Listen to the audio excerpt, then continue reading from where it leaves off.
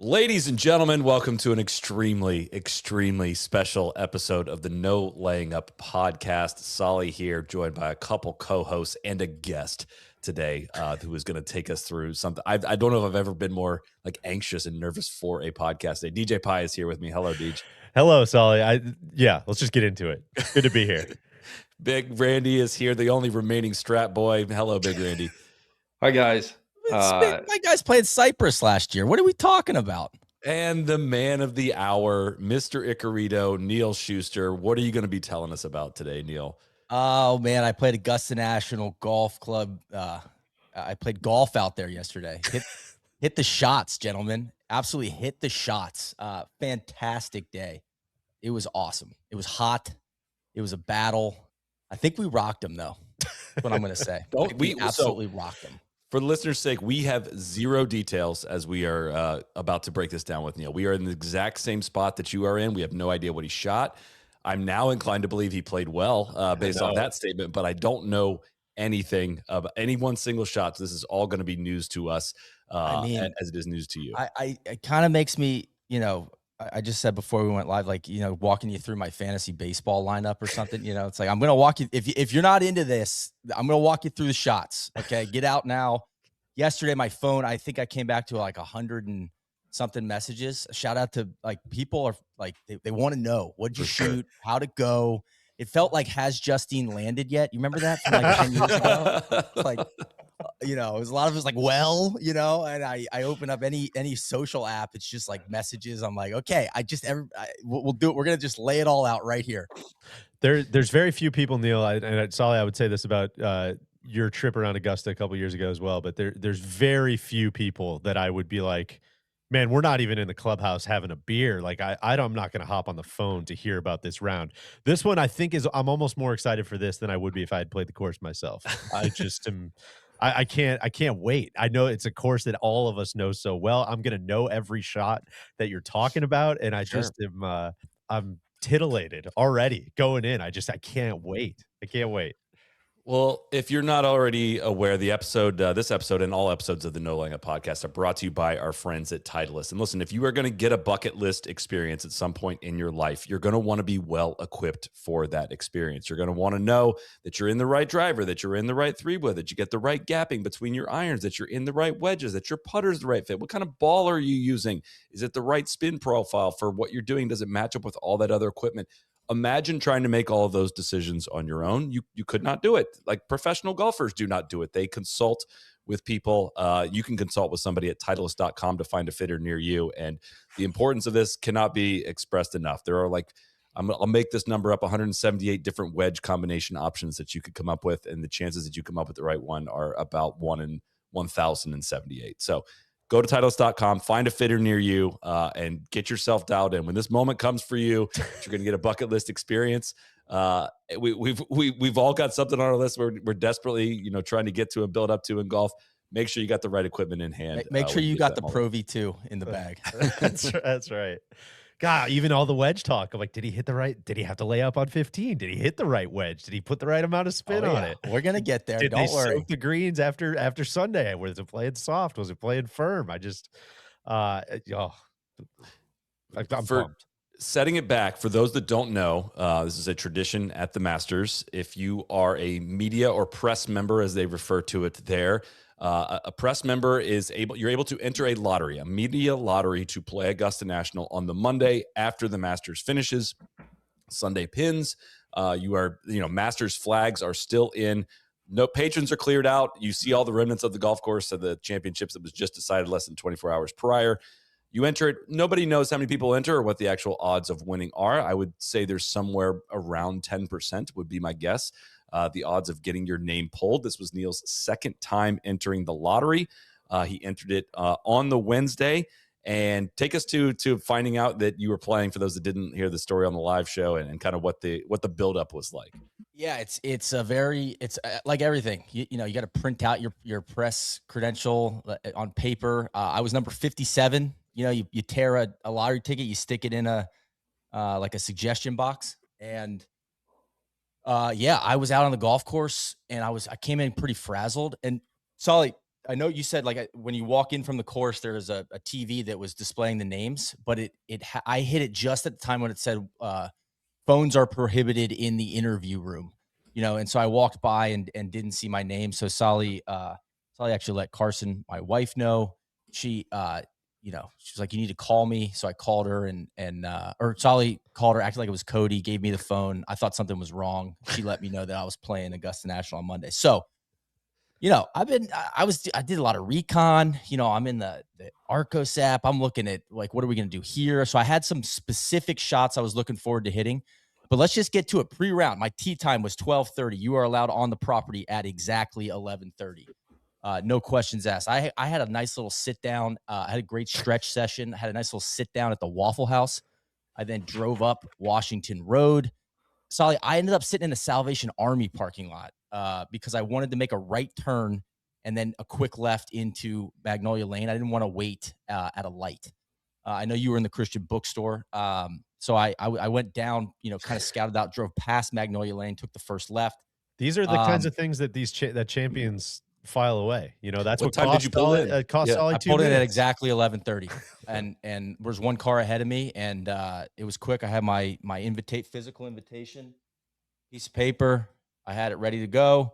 The guards waved you through. I mean, it's like they got these pillars, like steel pillars that come out of the ground like really fast. They'll just like pop up. I mean, I've never been to the White House, but it kind of felt like that. But in the Salvation Army parking lot, I sat there for about 25 minutes. Oof. And I was just putting a little playlist together. I couldn't decide on what song. So I had Megalomaniac by Incubus. Shout out to DJ Kilmore, who was on site. And I just felt like my energy was, I tried to play some jazz. Like, that jazz isn't working. Like, I need some juice. I had Heart in a Cage by the Strokes. Sure. Shout out to Spieth. I had JTR by Dave Matthews, the Boulder 2002 live version, which is a pretty feel-good, high-energy song. Hysteria by Muse, which was a little too heavy. Yeah. And then Hurricane Season by Trombone Shorty. I'm just cycling through these, seeing what I'm feeling. But we settled on Working Man by Rush. It was always a Rush. And that's what I played coming down Magnolia Lane. I wanted a blue-collar day out there, Randy. 5 o'clock. I'm looking for an ice cold beer. Okay. Because there's nothing going on around here. And yeah, it was kind of, I wanted to go out and have, I wanted to hit some electric shots, and that song always gets me jacked up to go play. It's pretty heavy. Some people may disagree with that selection, but it made me laugh when I rolled up to the clubhouse. Hey, the Magnolias, they're kind of gnarly. Like, they're low. They mangled. Like, they've been there for 150 years. It looks like they're like the Magnolias you see out on the course that are very tall and wide. These are a lot like lower slung to the ground. So that was a surprise. And then I think the member range normally is on either side of Magnolia Lane. They only use the tournament driving range, which we used, I think, during the Jamboree for the members, which is like in early March, and then for the Onwa and for the Masters. Drive, chip, and drive, chip, and putt. So I rolled up. I had, Soly, to your advice, I had my golf bag ready to go, shoes ready, like just plug and play. We're not messing around at the trunk. We got an hour. Okay. So we were like, I got my shoe bag. I'm walking right into the clubhouse, up the stairs to the champions locker room. I was locker number 7. You guys have any guesses on whose locker that is? He played this year, I'll tell you that. Olafable. No. Fred Couples. No. Mike Weir. No, it's VJ Singh and Sam Snead. Sure. Big homie Sam, I don't think was using it. So they let me move in. It was over on the left side when you walk into the champions locker room. You get to see the dining room up there where they have the champions dinner. And it's really not shocking, but really cool. Like the Masters, the grounds, everything feels so big, vistas and, big hills, and, even all the merch and the Berkmans, everything's just massive. Like, the brand is just massive. You get in the clubhouse, it's so cozy. It's almost like claustrophobic. Low ceilings. There's a ton of art on the walls everywhere. So the walls are like cluttered's not the right word, but just a lot of collages of pictures everywhere, historical stuff, some funny cartoons in the champions bathroom. I wanted to see where they piss excellence. So I went in there. I grabbed some Advil. I just felt like, yeah, man, I think I could use a couple Advil. Just for me. Yeah, Loosen come up. on. Comb So your hair, maybe. yeah, changed my shoes. Felt kind of like, man, I shouldn't be wearing shoes in here on this carpet, but creaky stairs coming down this little like half spiral staircase. Went over to the pro shop, did some shopping, got some hats. I was really efficient in the pro shop. Got back Randy to the champions locker, put it back in me and VJ's locker. And then I shuttled over to the range where I met my caddy, Joseph, caddy number 69, which I was like, oh my God, we're going to have a good day. Feels So like a Joe, sign. I was vibing really hard with my caddy. Joe is the man. Been there 9 years, local, grew up in Augusta, younger, wearing Air Jordan 3s, kind of had a little swag. Reminded me, Randy, of my cousin, RC Kunk. Okay. Which just, which was great, kind of sarcastic, but very, very dialed, knew the course really well. Learned that, there's three things, there's probably more, but three things you can't buy at Augusta: ball markers, caddy books, yardage books, and the caddy hats.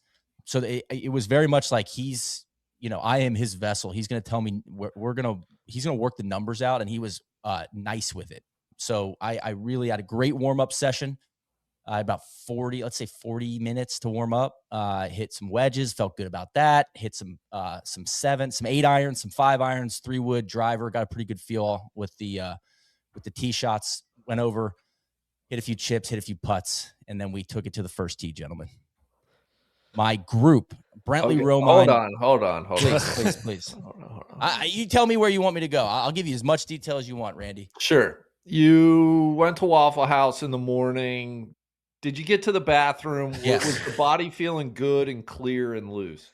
Yeah, Had the coffee run through you? I had a couple coffees at the rental house. I was up early. I was up at like 7:30. Sure. So I was probably a little over caffeinated, hence me listening to Working Man by Rush. But I was able to have. I felt really good about my bathroom strategy because I did not want to waste any time on that. But you could have used the champions locker room for that. That would have been an honor as well. I took a leak in there. I felt like that was, what we needed to do. Yeah. And I mean, shout out to Augusta, just floor to the full length urinals everywhere, which I always just love a good full length urinal. So that's worth noting. Anything else, Randy? Did you sense any other tee times, people warming up? Was there nervous energy around you? Yes, big time. Okay. Did you feel like you were able to be in your own little world though? I did. I felt like I had a plan. I felt like some other people got caught in the pro shop, like, I don't know what to get. And I was like, nope, I know exactly what I'm getting. I'm getting hats. Cause I just wanted a hat. I got some ball markers. I had a strategy. I wasn't going to be. We couldn't buy ball markers. I thought that was one of the 3 things. No, well, I had like the different, like more. The little plastic ones you can't buy. Okay. You can buy like coins. Neil bought a bunch of poker chips. Yeah, not poker chips, but larger ball markers than just like the plastic ones that say. You bought Augusta a gnome National. ball marker. Yeah. No, I didn't do that. Okay. Did you get me a hat? Here. Did you get me a hat? I did. I know you're going to talk about these group. ball markers. I got you. You can't see them. Whatever. That's beautiful. Yeah. Very cool. I know you're going to talk about your group. Because I know this was in your head. Sure. This was probably in your head since you found out you won the lottery. What are your goals? What is your target score? What are the exact goals that you're wanting to accomplish? I wanted to hit cups. And I'll walk you through it. I will say I scooped 1 putt. That's it, and it was a pace situation, and it was not egregious, Randy. So I felt I feel like I accomplished that goal to the best of my abilities because the spiel on the first tee is like keep up. They're moving some sponsor groups in the morning, and you don't want to impact anyone's experience. There's a couple choke points out there that we'll get to. I wanted to hit the shots, Randy. That was a big one. I did not want to come in and I thought about it. I was like, there's some smart shots. Like, so it's going to be dictated on like, where are we at in, are we in the Mega B range? then that's going to maybe dictate what we do on a hole like 12. But regardless, I wanted to hit the shots and I wanted to be in play. So I was very on the range concerned about like I want to find a tee, like a groove off the tee. So I'm playing from the fairway for the most part. So that was a goal of mine. I honestly, the real goal is I wanted to break 80. I was like, if I break 80, this is my fourth or fifth. I think it's my fourth round of the year.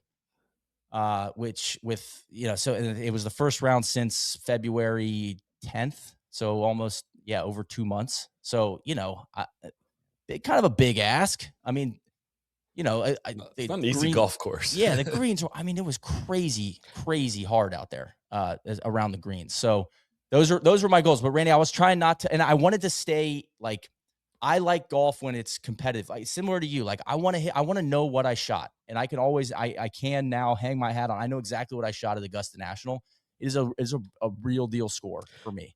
Can I let me set the line, because I asked everybody on our team to send in their score predictions, and we can go through. We kind of locked those in the envelope. We'll go through. I said send through what you think he's going to shoot and one specific prediction. And everybody sent me their stuff. Those all averaged out to 81.5, which I think is a pretty good line. Okay. So if you're, for the listeners at home, you take it right now, over under 81.5. That is a good line. I feel like I'm hammering the under based on but your the way he's confidence talking, the and way your he's feeling swag and himself your for vibe sure. right now. Sure. It's gonna be hilarious if he's like, too. no, I shot 88, but I had so much fun, guys. And then I have one more stage setting question. You talked about the driving range, but I'm actually more curious about practice putts and your initial reaction to the speed of the practice green and just any first reactions to hitting some putts there. Yeah. Terrifying. Candidly, really fast and kind of and grainy, like bumpy, like not in a bad, like just grainy. Bumpy's the wrong word, but like, oh man, like Bumpy's not going to get you invited back. No, it's not bumpy, but it's like like I'd say half the. They were almost like 17 look purple. Yeah, just like fried, man. And so that leads to some like, oh man, like the ball will it just moves. The ball moves and swings in places where you're like, that's like kind of fooled by like, whoa, that's a lot more downhill. And then the ones that look like they're on a big hill, like because of grain, they're not rolling as fast. So there's just like subtle. Do they water them overnight? Did it feel like? I didn't feel like it. They were chewed up from like around the holes. From spikes that felt like they a lot of foot traffic, so it didn't seem like they'd done much overnight, which is that's how I want it. And Joe said to me, he's like, this is as hard as it plays. Try man. it out. Like, he was like, this place is like turned up to 9 or 10 right now. He's like, they kind of do it up for the jamboree, but like this is it. These pins are this is tough, man. This is tough. He was great. I love Joe. He was great. He's like, let's go have a day, man. It's hard. So who made up the rest of your group? So I had Brentley Romine. He's a golf writer for Golf Channel. Comfy. Like we were vibing. My guy, Francisco, an Argentinian from Golf Channel, Latin America.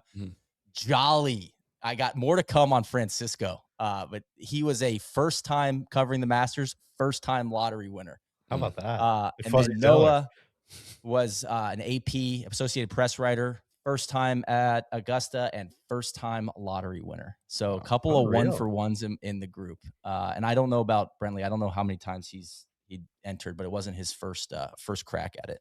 And honestly, everybody was like, I'd say average to above average golfer. So no issues with like, hey man, you got to pick up. Like nobody was completely out. A couple X's on the card for I think two of those guys throughout the round, but nothing where it was like, oh man, this guy can't get off the tee, like nothing. No Haotong Lee situation. Yeah, nothing embarrassing, which was great. So we get to the first tee. A lot of people milling around. The Masters comms teams out there love those guys, and there's probably 15, 20 people just kind of hanging out. People coming from 18. They're there for everybody, or they're there to see the czar? No, they're there for all the media members. Sorry, these are green jackets, or these are like personnel. tournament personnel. Okay. Did you see any jackets? Are there any jackets on property? I did not see any jackets Okay. around the first tee, but the starter was JJ Weaver, I believe is his name. He's the head pro, PGA professional, longtime PGA professional at Augusta National. And, quick spiel about it's mainly pace. And like guys, the phone policy is pretty simple here. Don't use one. Don't do it. Very just don't do it. And then a quick picture of the foursome, which I have here. Oh, that's nice. They printed it out wonderful. for you. Good Yeah, fit, it was Neil. great. I had a nice That's fit. great. I had a red shirt on, red striped shirt. Some stone colored slacks, which were very comfortable. And I was very comfortable in my my quantums, my foot choice. So it was kind of a built for comfort round. It was hot. So the pants, they are a factor late in the day. And then I was like, oh man, did I wear the right color? Am I going to get a Lucas Glover situation? But we didn't. So that, at least not that I know of. So I feel like we kept that away. So first tee, I was second guy to tee off. Well, Guys, go ahead. Before we get to that, I'm wondering kind of how much history, what are you thinking about in that moment, right? Are you thinking about like for the fact that like for over 75 years, like people have been teeing it up right in this spot right now? Or are you thinking about like for more than 75 years, Golf Pride has been trusted by golfers at every level to deliver grips that perform when it matters most. From tee to green, it's all about confidence in your hands. If you've ever struggled to grip the golf club in the exact same spot every time, Golf Pride designed Align grips to help. The raised reminder ridge on the underside of the grip is technology that you can see and feel on every swing. The original Align delivers that reminder in a subtle way. It's perfect if you want the benefit of consistent hand placement without dramatically changing the feel of your grip.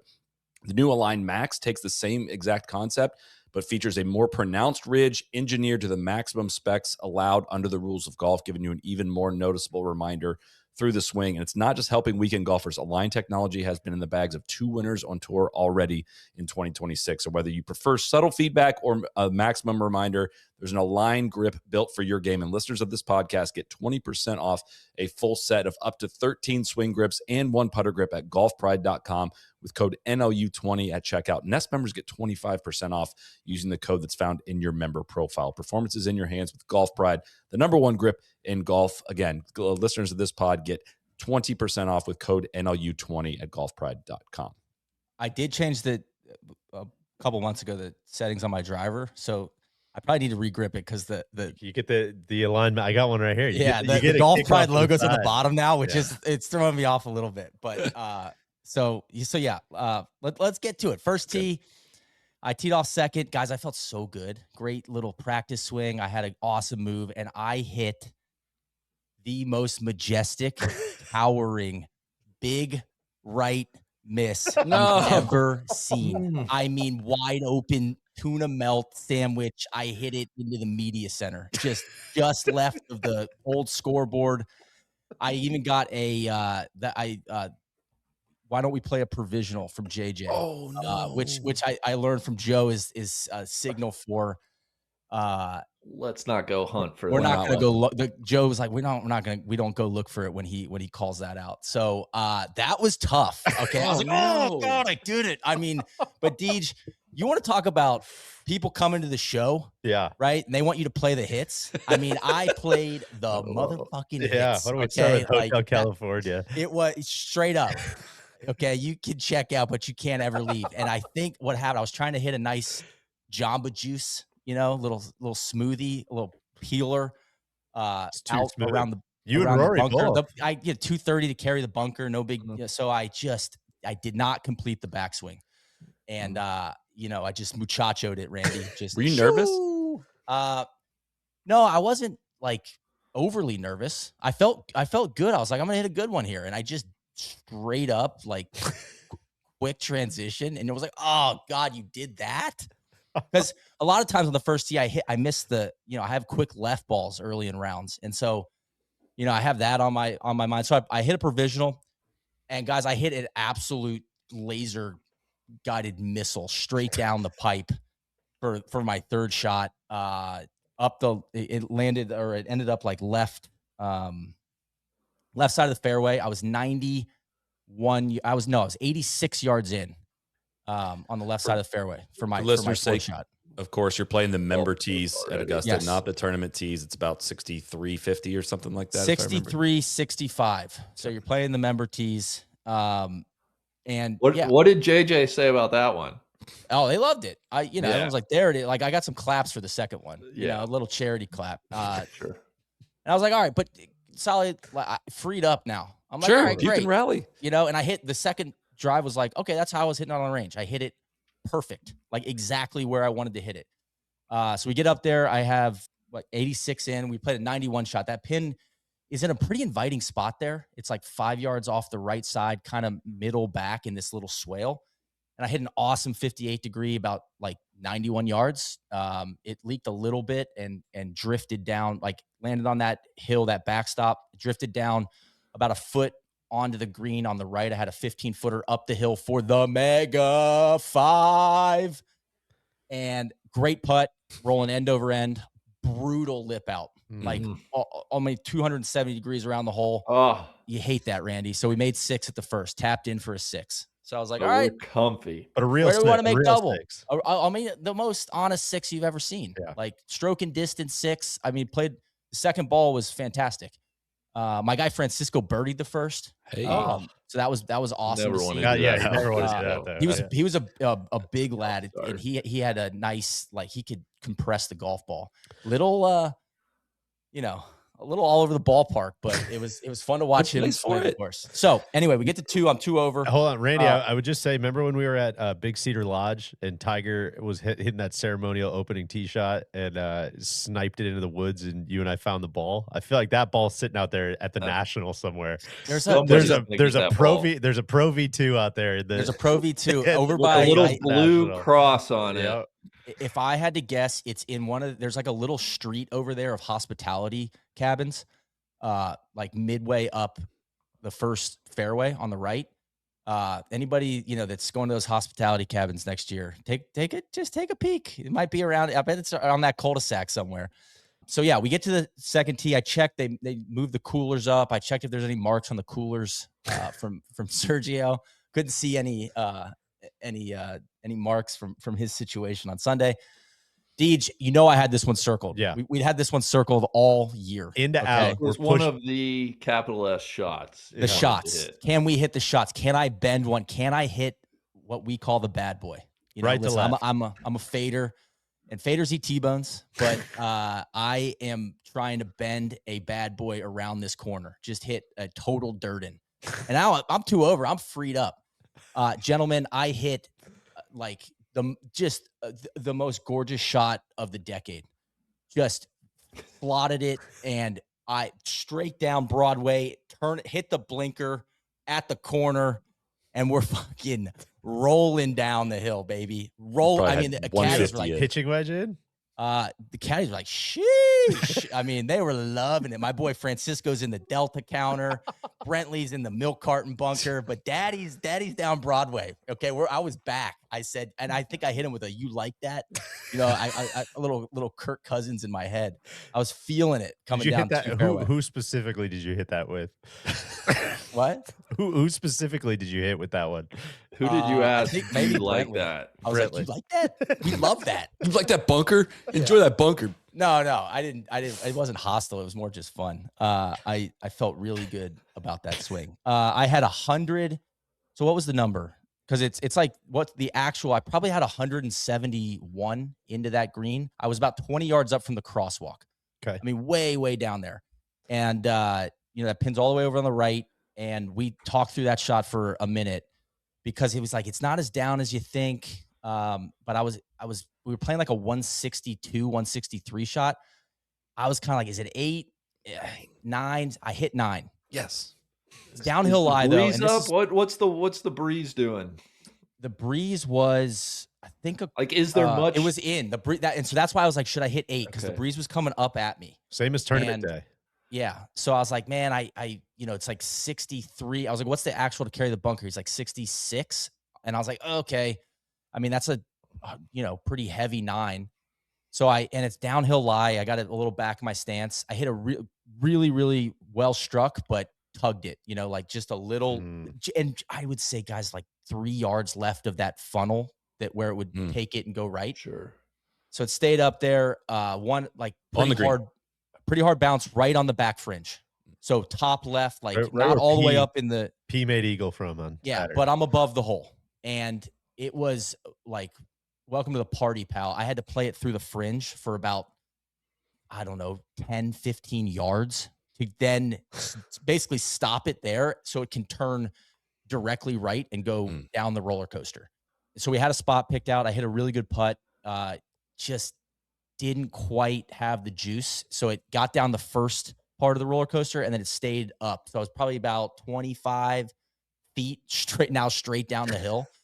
The next one I hit like probably a 3-foot putt.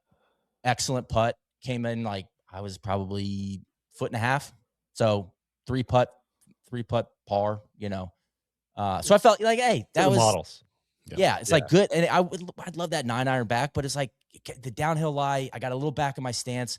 Right now, early season, I got a real problem with the outside to in path, which is going to lead to like the 2-way miss. It's either going to be that quick, you know, really, really well struck, but left ball, and not like chloroform, but just left, or it's going to be that weak, like I early extend and, you know, we miss it right ball. So that's tough at Augusta. You also had just been standing on the tee thinking about, I can't wait to hit this massive draw as hard as I can. Yeah. You know, there's maybe some remnants of that floating around.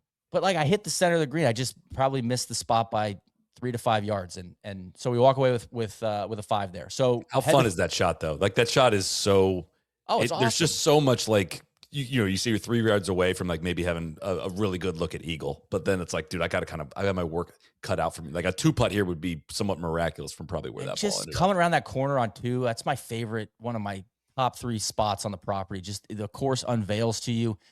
Joe was telling me how they cut the fairways. So on 2, the grain is into the players, so it kind of holds the ball up. And then on 8, he's like, look back at 8, you're up, you know, you're down grain, so it's going to almost help the ball get up the hill.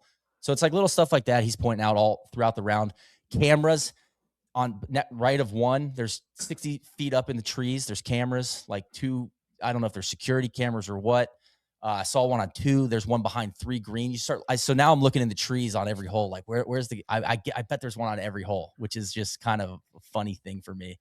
That's the kind of shit I love. I love checking out. Were the ropes still up or do they have all those down? No, ropes are gone. The TV towers were still up, but the like awnings and the shade was all down. Scoreboards are still up, but they take everything down. So I did confirm the scoreboards are technically TIO. They will be, he said they'll probably be down by the first week in last week in May, first week in June. He said they get that scoreboards are like the last thing to come down. He said they have so much paint on them that magnets don't work. He's like, there's probably like 3 inches of green paint. They paint them every year. So it's just like probably just this much paint on those pillars of the scoreboards. Let's get to one of the main events here. Third hole. Just fascinated to hear. My second favorite hole at Augusta National. I've watched so much golf at 3 above the green on the right there. Gentlemen, I hit driver. What's the yardage?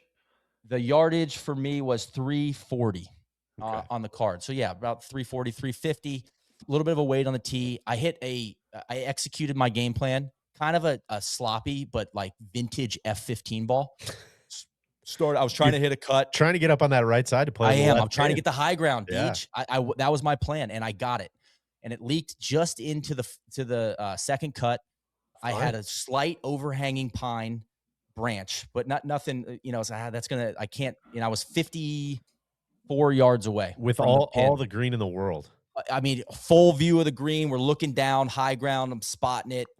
Love where we're at. And I was like, I know exactly what to do. Joe and I talked through it. Front right of the green, there's a trench there. He's like, we got to put this like either in that trench or like right here on this like fringe before the green. I pulled 54-degree wedge. I hit the shot of my life. I landed on the like right side of the trench. So, you know, kind of down, and then it hit quick on the other side of the trench, kind of popped it up, and it just trundled down about 18, 20 feet, middle of the green, pin high. Just like, I was like, the patrons would have been buzzing with that, like just the cheekiest play of my life. I loved it. This was the shot of your life. You said, what was the drive on 2, the shot of the decade? The drive of the decade. Drive of the Yeah. decade. I mean, just like Randy, we're hitting the shots, man. Oh. Like I saw it and I hit it and I loved it. So really fast putt from there, breaking right to left. Probably not as much as you think. So probably a cup or two. And I left it kind of in the jaws about 3 feet short. I was hearing footsteps on the greens early, just like, ooh, I don't, that green's so scary. That's so one you get on that's like, oh, this is different than just even standing up on that hill behind it and watching putts. Like just the right to left tilt of that one is kind of crazy. Yeah, it just almost gives you like vertigo. You're like, oh yeah, And so I marked it, and that was a good 3-footer that I made, straight down the hill for par there. I want to shout out Brentley. He was from the fairway. He fucking flagged one. He put it to like 4 feet on that peninsula and made the birdie. So I was like, man, put that in the personal collection, like shot of the cinch right there. So that 3, I just love 3, and so getting a quality par there was thrilling. No one's ever taken that one away from you, Neil. No one has ever taken that away from me. So we've righted the ship a bit, right? We're feeling like, okay, opening double, but we're 2 over, heading to 4T. Ready to get punched in the face by 4. Yes. So 4, it was playing. I think the number was on the card. It's 170, but I think we had 176 to that back left pin, which sits up on that second tier of the green shelf up there. Yeah. And I don't think the right side of that green doesn't get enough credit for what a little island that's on. They put the pin there on Thursday, and seeing that up close, like, man, no wonder I was playing over par even from like 175 for those guys. So it was 163 to carry the bunker. And that was my number. I was like, I just need to carry this bunker. So I hit 8 iron, and I cut it a little thin, and I carried the bunker by about a foot, center of the green, probably a 35-footer for birdie, right at the base of the steep hill where it tears up to the top shelf. My guy Francisco just Icarito Nash put it up behind the bleachers up to the left there. And this is like, so all the caddies were great. We had this guy Evan. I can't remember Francisco's caddy, but he was a pro, and he was like really intense. And he was like, man, I think it's 9. Older guy, like leathery skin. He's like, I want you to hit 9. He's like, no, this is an 8, like South American accent. And he just airmails the green with 8, but gorgeous. That guy was compressing these tight draws, just like one hopping it over the green. It was so sick. So let's see, 35-footer. It's like up this hill, and then it's racing away from you down to the left to the pin. So and it probably breaking about 8 feet. It was a very difficult putt. I left it about 5 feet short, and I made that putt for par, which I was so excited about. That was a really quality par there. And I had another one where I was like, man, that was tracking. It's not a putt I'm going to get aggressive with. And I was a little tentative on the greens. Sure. So, I mean, that's great. Sign me up. Right? Yeah, we're feeling good. So 5T, I got stuck on 5T between, and we're going to hit a second serve, or we're going to hit a bad boy. We going back to the well. Teeth way up. Bunkers probably aren't in play, really, yes, right? And it's like, okay, and I kind of already had driver out, so I hit pretty much a straight ball, and not because I was kind of like, oh, let's hit the bad boy.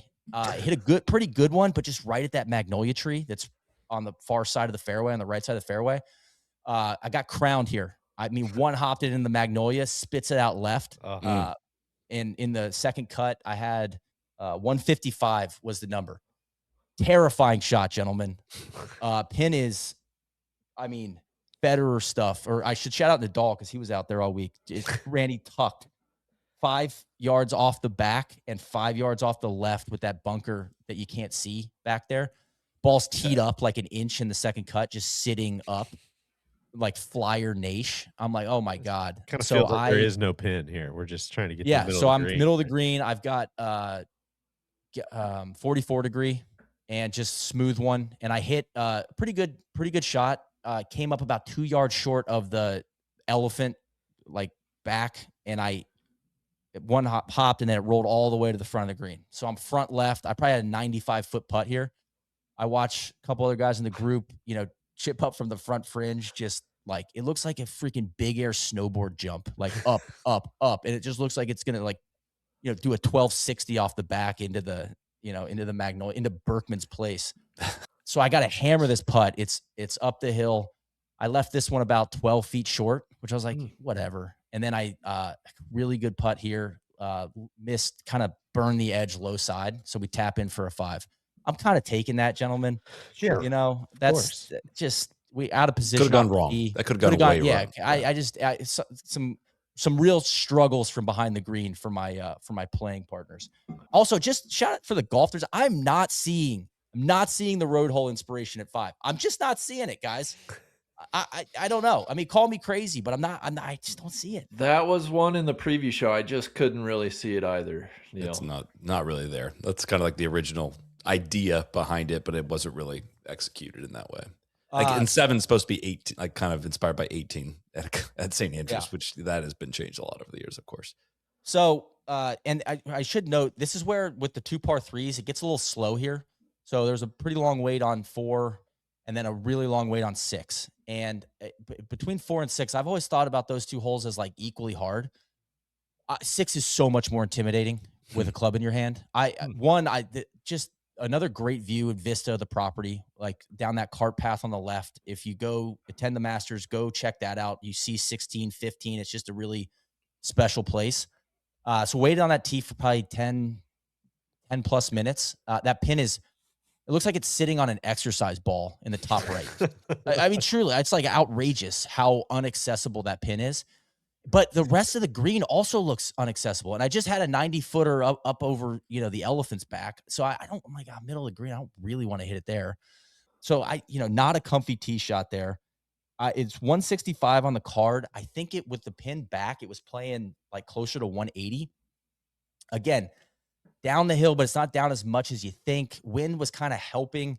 I hit 9-iron, Soly, which I was very proud of. We talked through it, Joe and I. I was thinking 8. I was like, no, let's go 9. And I made a really good pass at this one. And no, sorry, the wind was off the left, weirdly, because I thought I hit a really good one, and then I hit it really high because I hit a hard 9, sky high, and it almost like apexed, and I think it got gusted. So it starts moving right, comes down pin high, just on the fringe, almost stays right there, but then it rolls down into this swale. First short side of the day, gentlemen. Not a spot you want to be. There's nowhere to hide, though, with that shot. Nowhere to hide. There's so nowhere. then I get over there, and I'm like, oh, my God. Like, how am I going to – if I putt this, there's no way I keep it up on this shelf. So I try to play a little, like, kind of a bump and run with the 44, where can I just get it to, like, trundle on? Almost do it, kind of a little heavy. Not my best – this is where it's like, okay, Neil's winter hands are going to get exposed here. So it almost makes it, and then it rolls back about 5 feet, 5 yards in front of me. So then I pull putter. I hit that one up to about 5 feet, and then I just make a really poor pass at this one. Damn. So it rolls out to about 3 feet. Randy, this is the one I scoop because we are just all over this whole group. Like, everybody's all over the map at 6. Just a bad hole for the squad. It's a double. I think that's an honest double. It's an uphill 3-footer. I didn't feel good about scooping that one. We'll give you. I've never seen you miss one. Caddy's kind of, it's questionable. Caddy's bringing the flag. You know what I mean? I'm like, I don't know if I'm going to go because I would have wanted to take my time on this one, and I scooped it. So I hand up on that one. But double there. It's a relief. It's a relief to have that out of the way. Now we know we're playing real golf on the way in, which is great. Yeah. So now we're 5 over, and I'm like, okay, that one just jumped up, like, truly bit me in the ass. Like, damn it. Especially after like what I thought was a really good tee shot. It's just like, again, similar to 2, just a little off, man. Like, that's the shot though, Neil, that is one of the closest. That and 12 and 16 really are the closest you get to playing the tournament hole. Like 4, you're way up from where they play it. Yes. It's way harder for them, but that's like, you got to experience almost the tournament shot. I mean, you're only 10, 15 yards maybe in front of the tournament tee. I mean, because Joe was saying, he's like, man, I was like, man, I'm going to try to fade this, but I'm going to try to hit this shelf. He's like, yeah, because if it rolls like directly back, he's like, that's not quite as hard of a, he's like, we could probably putt that one up in the short grass, but we got on like the back right. And that was where it almost like NASCAR's where the hill. So putting it up that hill, it's a ton of break. So he's got a tough fucking spot. It's a hard green. Like the back left hole locations are hard as well. And even the bottom left hole location does not play to the funnel way that it kind of maybe used to in my mind. Like that's 6 is a litmus test now. Yeah. It's new appreciation for those guys sending them in, and the way they send them in, and they're okay if they drift down the hill. They still miss left of the flag. They give themselves a chance to get up there, and then if it comes back to the middle, they're fine. So I probably got a little greedy there, but I thought I hit a good shot. Randy, I tried to hit the shot and hand in the cookie jar. So but if you miss left and down there, that's far from a guarantee. I'm being honest. I'm thinking I'm 3-putting anyway. So maybe we're walking away with 4 instead of 5. You could putt off the green from down there too. Yeah. It's not. I'm curious, and hopefully this doesn't spoil anything down the line here. But like, did you feel? I remember feeling the challenge of the fringes and the short grass and the way they kind of cut into greens and the shapes around those corners to be really difficult. Like you go to 44 degree there, which is not like what you would usually pull there, but like and you putted it on 2. You said, like, can you kind of take us to how the fringes kind of play around the greens? Well, I was on 2. I was on the collar, so it wasn't even really fringe. That was a putter for sure. This one, I didn't want to play it up in the air. It was grainy, really grainy over there. So I was like, I was almost putting this 44, and I had worked on that pre-round. And Joe was like, I think if you're going to hit that shot, this is a spot for it, of like, just almost like you're putting this one. But if we can just get it bouncing a little bit, and we almost pulled it off. It was just it wasn't crisp contact though. I kind of panicked. I was playing scared there. I did not hit the chip shot I wanted. Well, you bounced back from the last double, hit the drive of the decade. 7 eerily straight. I know you struggle with the eerily straight holds. I do. So 7 was I pulled 3-wood because I talked it through with Joe. I was like, I probably hit this like 260. I'm looking for like an 80. I want to be in that 80-90 range like we had on 1. I feel like I had a good feel for that distance. I was gonna say your tee is what, 360? It's on the card. It was 330, but it was playing more like 350. It was a little bit back of the box, and so he's like, okay, let's hit 3-wood then. And I turned 3-woods. I hit the fucking best 3-wood of my life. Just a like good apex, really high, dead straight, right at the flag 3-wood. I had 43 yards to the goal. Oh my god! Sheesh. And so I got up on that hill, and the ball's like above my feet slightly. Like I cannot emphasize enough how impactful the uneven lies are. I know everybody says that, but I have not given it enough credit. It turns a simple shot. It goes from like, Deej, I'm a line cook. All right. I can rock out in a diner and I can cook good food. I am not a baker. This turns it into baking. It's like, you got to have your measurements dialed. Where you're putting the ball in your stance is going to cancel out left, right, if it's above or below your feet. And I just didn't have, on this one, I did not have my measurements dialed. Went left. And then of course I was pissed at myself. I picked up a new shot, like kind of open face when I was out at TPI. I kind of wanted to flight the wedge like up because it was front. So I had to get it right over this bunker. And I just didn't hit it good when I left it in the front bunker. Oh, Cam Young. Yeah. And so I splashed it out of the bunker, just over the lip, trundles on. I had a inside 10 feet up the hill and power lipped it. Oh, damn. Tap in for bogey there. Who's so that was a tough these bogey. Cups? I mean, the course is turning into like just the most diabolical pitch and putt, and I'm getting baptized. And that green is, with all the sand and just a lot of foot traffic in that front right quadrant. That was a tougher putt, grainy putt up the hill, and I missed out on the high side because I did get that was one of I got that one to the hole, so I gave it a run, but I didn't make it. If you could play it over again, would you hit 3-wood off the tee, or would you do something different, knowing you were going to have 44 yards? I know. I honestly, I probably hit iron. I mean, because I don't know if I'm, or it's like, do I just hit driver and put it in the front bunker? I don't know. That's a question mark, Randy. It's because I said to myself, man, maybe 3-wood wasn't the club, but I hit such a good drive, a dead straight shot. I executed, I aced the test there.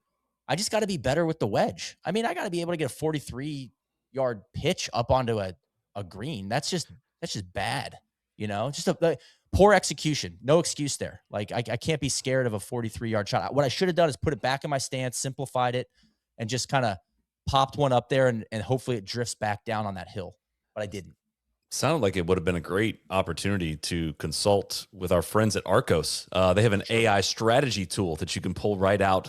You can map out for a dream bucket list golf course like this one. You know, you can't have your phone out there at Augusta. We know that rule, but you could map out every shot on the night before. This is what makes Arccos different with this is you can pull it up. You look in the app, and it will tell you how you should play it based on your game, like not somebody else's game. It's your distances, your tendencies, your misses. Gives you a full game plan, what to hit, where to aim, how to manage holes like aim in corner. It's a same strategy system that Eduardo Molinari helped build. He's been the secret weapon behind guys like Matt Fitzpatrick and the European Ryder Cup team. So you have this in your pocket if you have the Arccos app, a tailor-made strategy guide, and it shows you little dots on there for like where your typical 3-woods go. And it's just really cool to lay that over any hole in the world, including somewhere like Augusta. So I used it down the back 9, 11, which we'll get to, 12.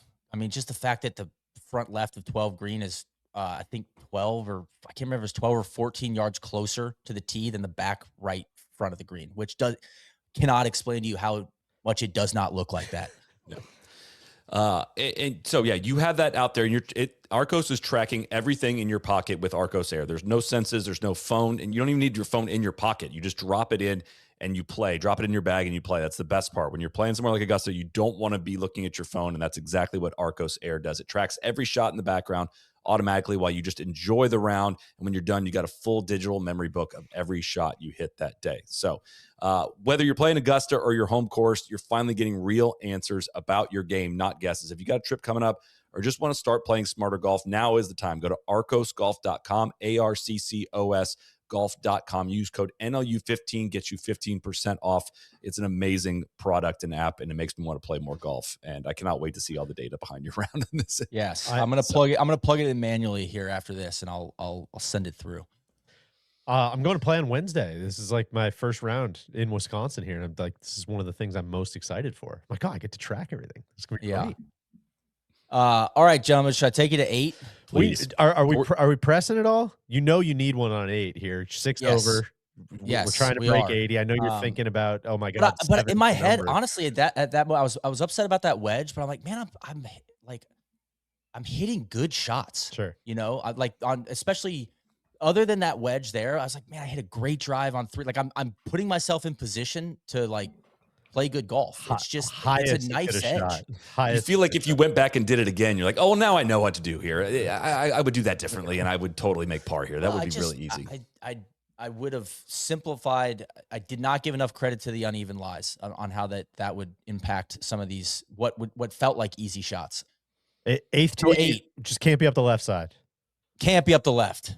Can't be up the left. I hit another F15 ball. Executed the game plan. A little slappy, but well past the bunker. Got to be able to get there and then too. I imagine almost it's way up almost rounded around one of those. There's like a pine up there, and it kind of came around. So I was just like a foot into the second cut on the right side of the fairway. Good angle. Awesome spot to be. Yeah. Great angle.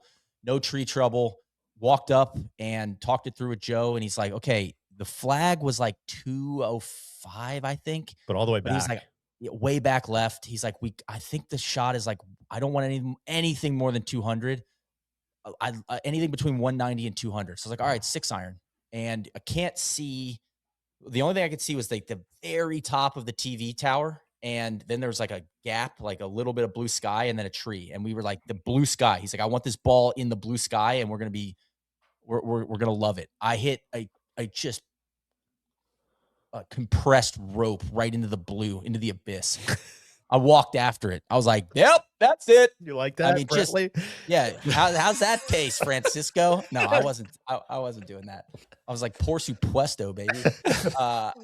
No, I was a fantastic swing. Awesome 6 iron ball. You know, I put it back in my stance because I was kind of like up the hill. But you're playing like a little, the hill's going this way and the green's going this way. So 0 turn on that golf ball. I got up there, dead center of the green. Oh, love it. Maybe just left of center. And but I still had about 40 feet. I hit it like 190 exactly. About 40 feet up over this massive ridge. Joe, I was like, man, this one looks like it's going to race away from me. He was like, it looks that way, but it's not. He's like, this one doesn't as fast as it looks. This is one place where I got a little scared. I didn't trust him. and I left this putt 12 feet short, I was pissed. It just looks like it's going to run right off the back of the green there. So you got to get it up and over. He's like, it's steep on the front side. And I didn't go back and look at the other side. I would have done that if I had to do it over again. Hit it on a good line, just left it way short. Guys, another lip out. Come on. Oh, I thought we were making that one. I thought we were making that too. I put a really, really, really good stroke on this golf ball. Damn it. No, actually, no, that's not right. No lip out. I left it short. Left it in the jaws like 3 inches short. This one, I left it a cup short. So 3-putt par, which is a bummer. 2 3-putt pars on the front. The first one's understandable. That one, I gotta give the first putt a run, and we just didn't do it. Damn. But 8's just an awkward hole. I think it's fun. It's so cool though. Yeah, but it's a thrill to walk up, and we had 3 balls on the green there, and we didn't know who was who. And that was really fun. So the group had a good time on the 8th hole. I think the 9th suits you.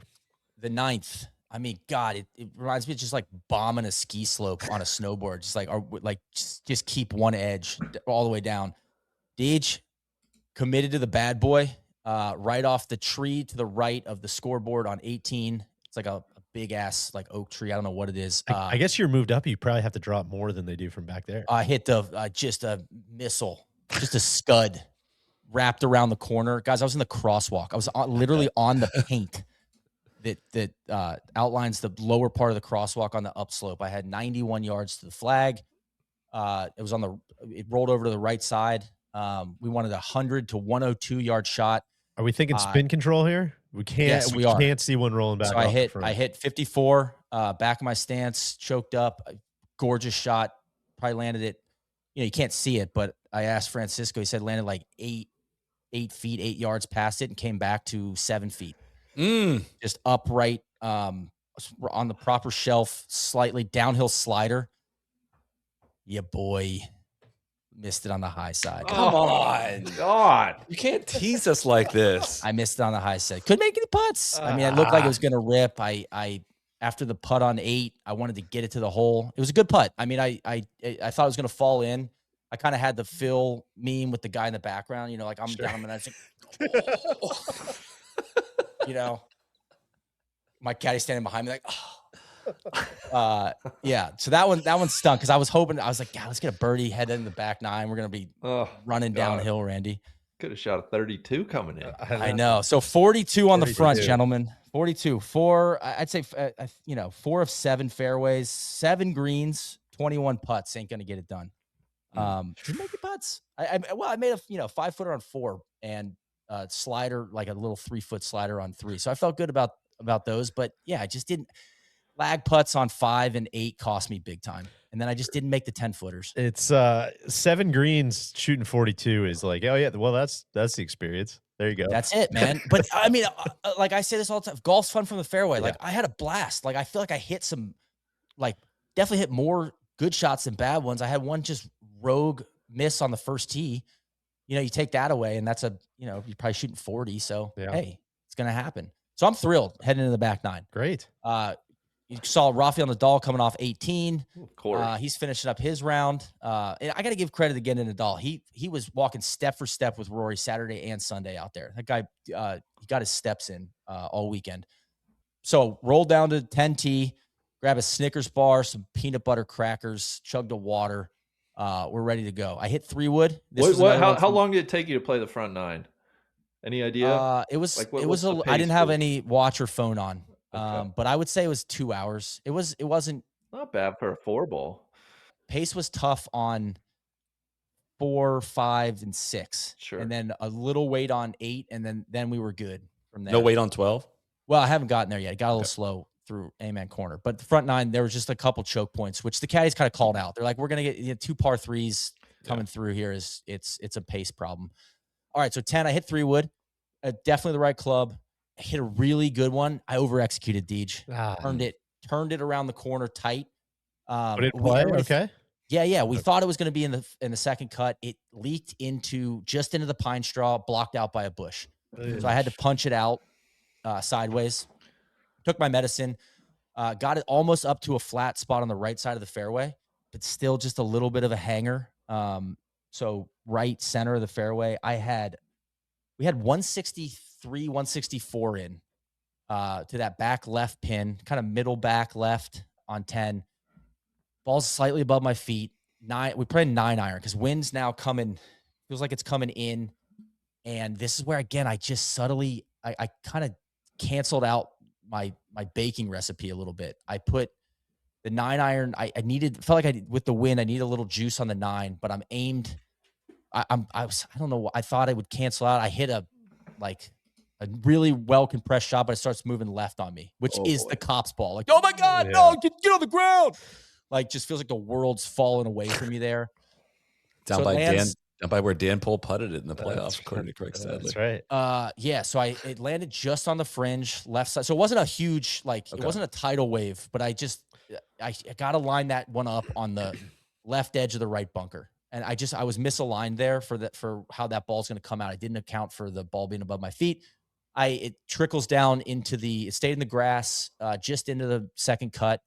A little bit of a clanky chip, got it up to about 14, 15 feet up the hill For bogey. That was for bogey. Left that one about a cup short, made double. Damn it. That just was couple, again, nothing on that hole that was egregious. 3-wood, just to overcook the 3-wood a little bit. And that, take my medicine. And then I just didn't hit. I was going to have to hit a really good recovery shot on that approach. And I didn't execute. So how far? Kind of a Pinehurst number 2 double. Like, Yeah. Like, damn, I didn't. They're way too easy. I didn't see. That was a very elegant double. Yeah. What? How far was it playing from your tee? It was 450. And probably playing exactly that. So, because I chipped out almost like 90. I was going to say you had to punch it out like dead sideways, it sounds like. But I'm guessing it got held up, turning left. I probably would have had like 130, 120 into that if I hit that 3-wood a little straighter. Yeah. So it's right club, just maybe not the best swing, but I'm just going to repeat, like when I watched that ball, I was like, that felt like a decent shot. I just it just turned it. I did what I was trying to do. I was trying to turn it, and it was just a tighter draw than I wanted. Sure. All right. Well, now it's time to go eat. Yeah, baby. So so I'm walking through the woods. Awesome walk behind 10. You kind of walk through a little like a forest trail to get to 11T. And I was in a great mood. I was like, fuck that double. And now it's like, okay, I'm 8 over. I'm like, man, I'm going to hit the shots, Randy. That's my mindset. We're going to hit the shots. Came here to hit the shots. Came here to hit the shots. All right. Like, come what may through this back 9. I had this drive planned out the night before. When I hit second serve down 11 fairway, the target was the right side of the scoreboard down over the pond. You can see it's just sitting there like right on the horizon. A fucking awesome shot, guys. I didn't leave the right side of the scoreboard. I mean, caddies were just like giving me the field goals, like, hell yeah, it was awesome. It's a bummer. Francisco hit a good one down there. We were all in play, coming, just rolling down into Amen Corner. So that was great. Wind is straight into us, coming up from the green. I'm down on the left side of the fairway. I had 118 to the stick, right over the pond. God, it was awesome. I was a little bit stuck on this one between clubs. 118 is my favorite number in the bag. DJ, you know this. For sure. Like the number I want before I die. But with the wind, and I was a little concerned about like with the wind compressing a 48 degree. Like that is a solid 48. I did not want to spin one back into the water. And now thinking back, I'm like, you're probably not going to spin one there. But I went with 44, kind of a knockdown 44, and I hit an awesome shot. It was just a little too much club, and I ended up about 4 or 5 paces directly just right of the flag on the back of the green. So back bunker, left corner of that back bunker. I mean, it was just a bullet and really, really, really good swing. Hit my target, just a little too much club. So I had about a 35 footer down the hill, and I almost jarred it. It left it probably 6 inches to the right. It didn't turn left like as much as we thought it would. Tap in par, thrilled. Oh, that's great. I played that hole fantastic. It's a bummer Nadal wasn't there to see that second serve. I know. God, that drive was awesome, man. I was vibing walking down that fairway. I think one of the moments of the day, I've always just wanted to know, like, stand on the back of 11 green, maybe even more so than like on 12. The dam, the little bridge over the dam, I took a little walk down there. I mean, what just well constructed little pathway, just a cool bridge over Rays Creek there.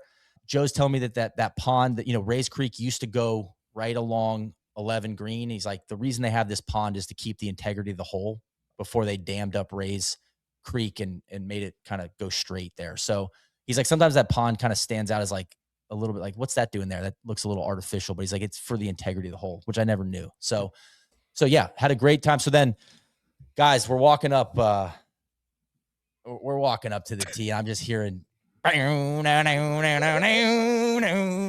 walking up to 12, the main event. Patrons are all standing up and giving you the applause. It's just like that hill where the gallery sits and stands is a lot steeper than you realize. It really looks like an amphitheater back there. You can only imagine that feeling if you're playing in the Masters. Pretty long wait on 12, which is fine. Everyone's taking pictures on the Hogan Bridge. We got a group ahead of us. No one's on the green. Everyone's everywhere. Got a caddy fishing balls out of Rays Creek, so we're just chilling. My guy Francisco goes first. He caddy thought of the hit wedge. He hits 9. He hits it up in the bushes. Caddy's so pissed. He looks at me. He's like, "What the fuck, man?" He also had a moment earlier on 8 where he was like, "You gotta fucking trust me on this one on a putt." And it's like Francisco English is like a second language. He's like, "Yo, you gotta fucking trust me. You gotta hit it up here." And he did. He like hits it stone dead to like 18 inches. He's like, see, I know what I'm doing. So he just kept calling off the cat. He's like, "I think you should hit wedge." He's just kept taking one more club and kept airmailing the par 3s. For Neil to laugh he at almost this. hit it. I mean, this is like Icarito's cousin. Like, truly, I was like, dude, this is so much fun to watch. It was awesome. And then he would turn around and be like, "Huh, that's long." Like, I mean, I thought that was 8, and the caddy's just like, "What the fuck, man?" It was awesome. I loved it. He was like, "Mi primo." Yeah, exactly. I was like, "Oh, por supuesto." It's a little Italian in there, but yeah, I know. What's our number? Our number is 153 is the number. Wind should be a little like down off the left, just a hair. No, the wind coming down 11, it was straight into us. And when I hit that 44, Joe was like, "I think the wind, it just kind of died over the ball." So he's like, understandable that we were long at 11. He's like, "I still think that was the right club." So then the wind starts coming left, right? It does. It starts swirling. I'm like, but I feel like the prevailing wind of the day has been coming from basically 13T. Right, kind of straight down the chute. So he's like, let's play that. And he's like, it's wedge if you want to hit the center of the green. It's 9 iron. It's just a solid 9 iron if you want to go with the flag. I was like, let's go with the flag, 9. Baby. It's 9. Give me the 9. And we're going right off the right edge of that back bunker. And I felt the wind, and I put a decent move on it. It apexed. It starts leaking. Gentlemen, came down right pin high on the right fringe, bounces, trundles, rolls back in the water. Oh, he's done it. But it was so electric. It was like the full experience. Rinsed it in Rays Creek, but in a way that was like, kind of like, "Oh, that one's good. Oh no, it's leaking. It was just like just try motor into the wind. Just getting spin, like, go.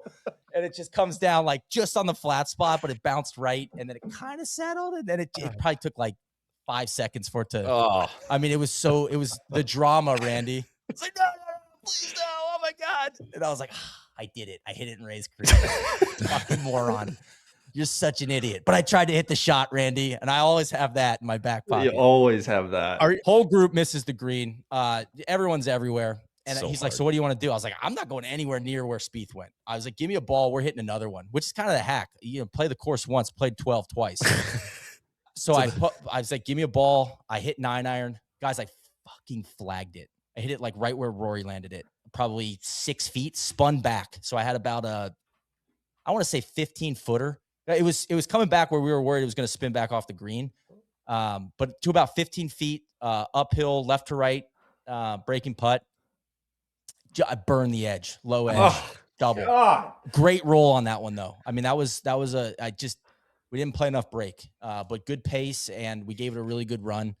but we made double at 12. But I was thrilled with my second. I hit such a good 9-iron on the second one. So it's like, dude, I would do it the exact same way all over again. Hell yeah. The second one was better. The first one was a little just a little. Just tried to nudge it over there. Yeah, I did. I tried to fade it. And I didn't have to try to fade it. It was kind of the I should have just hit the target, and I almost like tried to hit a fade. It's like, don't try to hit the fade. Just hit. I fade the ball naturally. Just hit the ball solid. But I'd be lying if I didn't have like a, I don't want to hit that quick left 9-iron that I hit on 2. It's just anyway.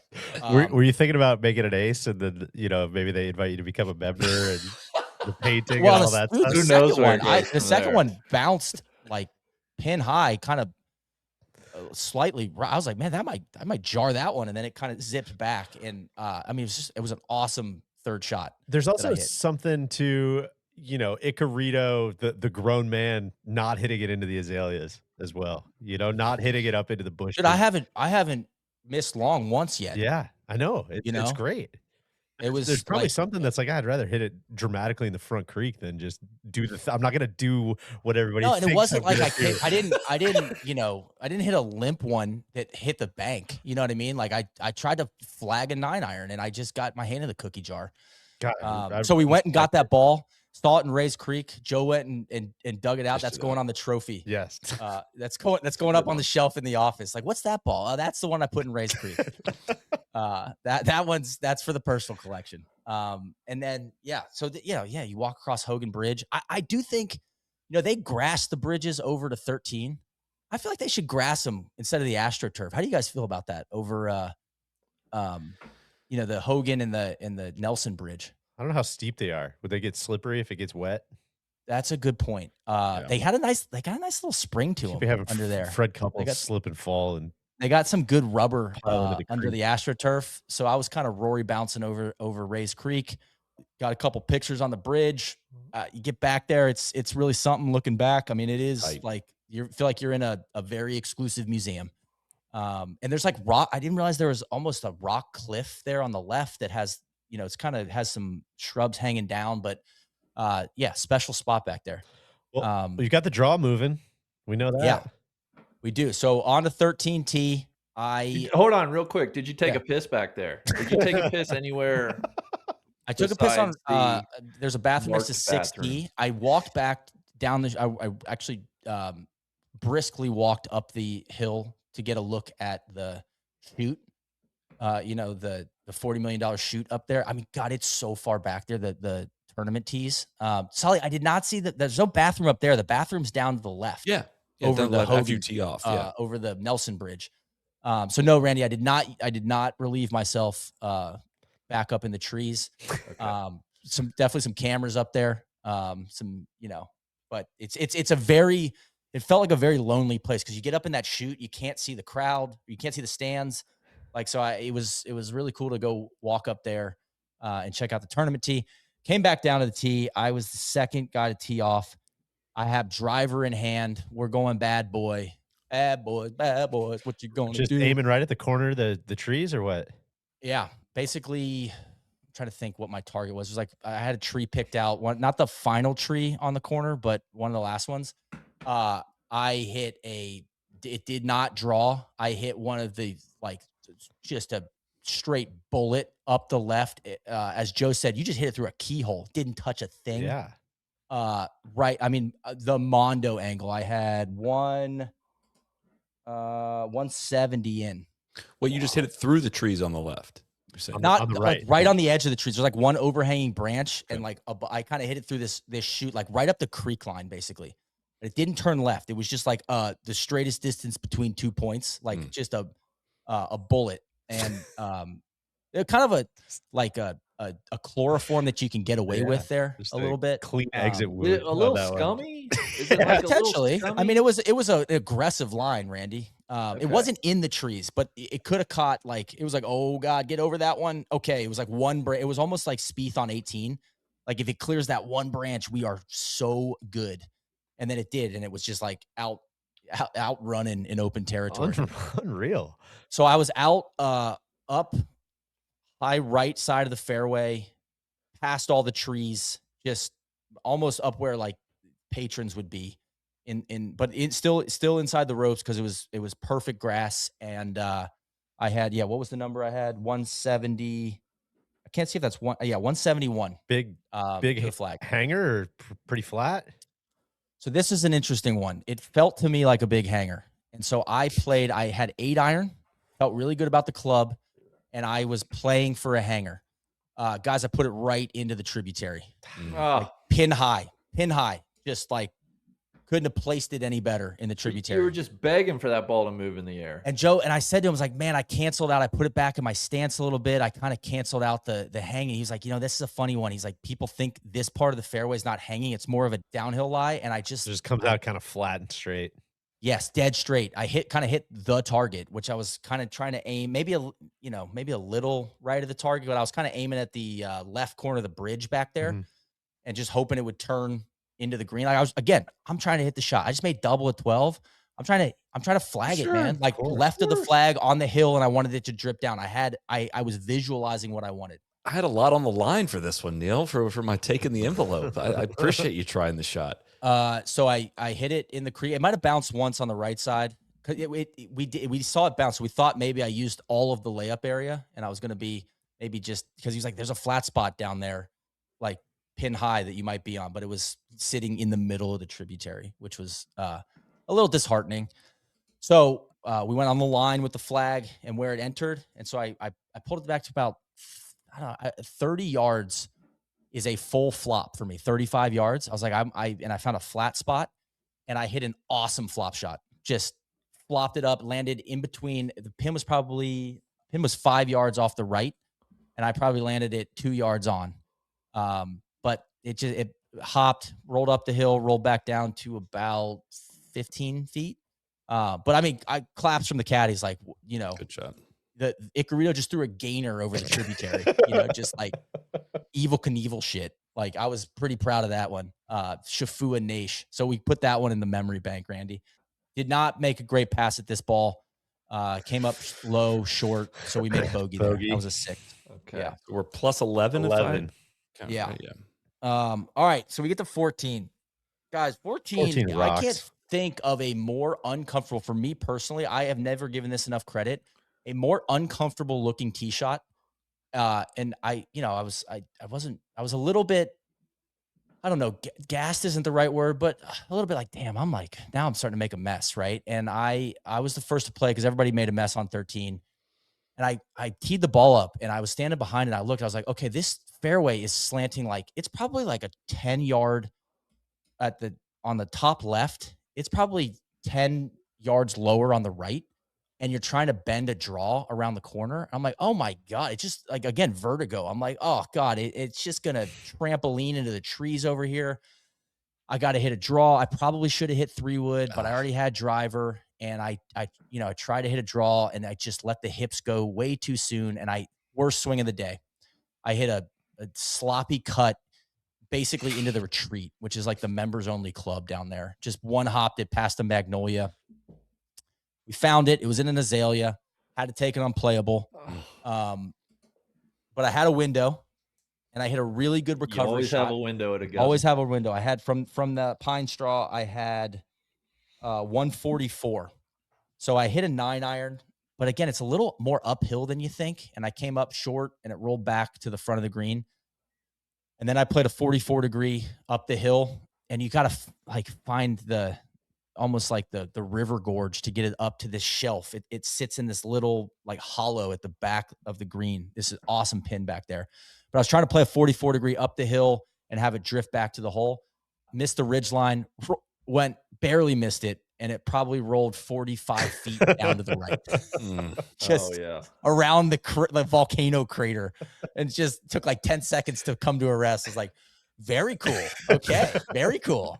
So now I have a 45-footer for bogey. I leave that one about 7 feet short, missed that putt, triple bogey at 14. Oh my! And that's where I was like, oh man, this is bad. And I'll be honest, made a pretty good putt for triple, Randy. Sure. Downhill 3-foot slider for triple was you know, but we're hitting cups, baby. At this point, we're gonna come what may. So this, you know, I had something go through my head. You know, I love analogies. The scene from The Patriot when Colonel Tavington slices like his tendons behind his knee, Sure. you know, and he's like, ah, you know, but he's still alive. It's like I just felt hobbled. You know, I'm on one leg now. It's like that was a death blow. Not quite a death blow, but we're hobbled. We felt hobbled coming off 14. I'll be honest with you. I probably mentally took a break there. You know, 14 almost feels like a break. And I just come through Amen corner, hit some what I thought were really good shots and, you know, got detonated. And then 14, I was like, all right, a little breather. Nope. That's going to be a triple, sir. So we come to 15, which is my favorite hole. Indeed, I had Tom Doak in my head. Well, this is pretty much my favorite hole in golf. Yeah.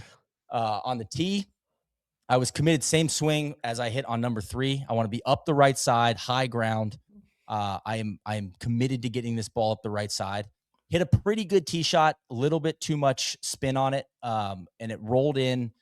I thought it was going to be in the trees, but it bounced off a tree, Joe told me, and came back. So I was in the fairway, but blocked out, like kind of like in between on the right. On the right. So in between 17, because he said it hit a tree pretty hard and came back probably 20 yards. Probably like just left of where Scotty was. No, much farther back than that. Okay. So like in between 17, like there's fairway in between 17 and 15. And so there's like a clearing before the like tree starts. So I was like way back. I was like, damn, I was probably like 260. So like, I don't really know what happened to that ball, but on the tee, I was like, okay, like maybe we'll get a window up in the trees, but I think I one hopped it into a pine and it came back. So I'm like, damn it. So I'm like, all right, we can. And I'm like squarely, the whole line of trees is like between me and the hole. So it's like, okay, I got 2 options. I can bend like a 7-iron around this, but there was just no possible way for me, or I can hit a punch 4. And I was like, I'm going to try to hit the punch shot. I had a pretty good window. And, guys, it sounded like uncorking a champagne bottle. With how square I hit a pine tree about 40 yards up. It was like, you know, when it's like, oh, past that one, past that one, past that. It was like, oh, no. Yeah. Boom, like dead center pine tree comes racing back out into the fairway. Just fastball middle, right middle, right back down, up right the in the middle. catcher's mitt. Just like, what is it? Like a thoink, you know, it was just a deep cork sound. Like, oh my God, just nutted that pine tree. Bark came off. It was a compressed punch shot. If it misses that tree, it's down. Like we're in business. So it spits out though to the left into the fairway. Great. And I've got a little bit of an overhanging branch, and I had 247 to the front. So it came back a good ways. So I probably like 20 yards up from where I started, but now in the fairway. Now you got to hit Now you get to hit the shot. Now I get to hit the fucking shot, boys. Let's go. I'm so jacked up. Joe's like, what do you want to do? I was like, what do you think, man? Like, give me like, you know, so let's talk through. I'm going. I was like, I got 7 wood. I hit that about 240. He's like, oh, well, you're going to have to like to get anywhere near this pin. You're going to have to hit you know, like a mega cut. I was like, okay. I was like, I think it's 3 wood. I'm going to try to turn a 3 wood. You know, it's 247, 248 to the front. He's like, I like that. He's like, and you know, like that. He's like, I think let's do it. So I set up. I choked up a bit, and I can hit that shot. Like, you need me to hit a big cut, I can fucking do that. Gentlemen, I hit such a good 3 wood, and it hit. It didn't turn as much as I wanted to, but it was high and just gorgeous, heading for the left corner of the green. Randy, lacrosse bounce, just go boom, trampoline, see ya. I was complaining early in the week about not enough balls going in that back pond. Paste it, Schuster. Paste it. I one-hopped it into the back pond on 16. Nice. Again, I was thrilled. I couldn't have hit the ball any better. I mean, I could cut it more, but like, I kind of was like, hey, because we said, it's like, hey, if you hit this 3 wood and it goes straight, like, you're probably going to be all right, you know, because it's going to land around 248 if it has spin on it. And it just took such a big bounce over that green. It's like, you know, it's like late afternoon, you know, probably at this point, 4:30, let's say. maybe 4. And so the light, it's starting to get really bright. So I couldn't see it. I was like, oh man, that looks good. That looks good. And then the last thing I see is the ball like bouncing like 8 feet up in the air. I'm like, oh my God, that's so fucked. So we walk up. That was a fun walk. I love that hole so much. And I was a little bit like, damn, this is about to get out of hand. Maybe, but at the same time, I'm like, oh, maybe it stayed up. Maybe it stayed up. Okay. I walked down. Some guy in the group ahead was like, "We got 2 in the water down here, gentlemen." I'm like, "Thanks, dickhead." Like, I kind of wanted to find that out for myself. Walk across the bridge.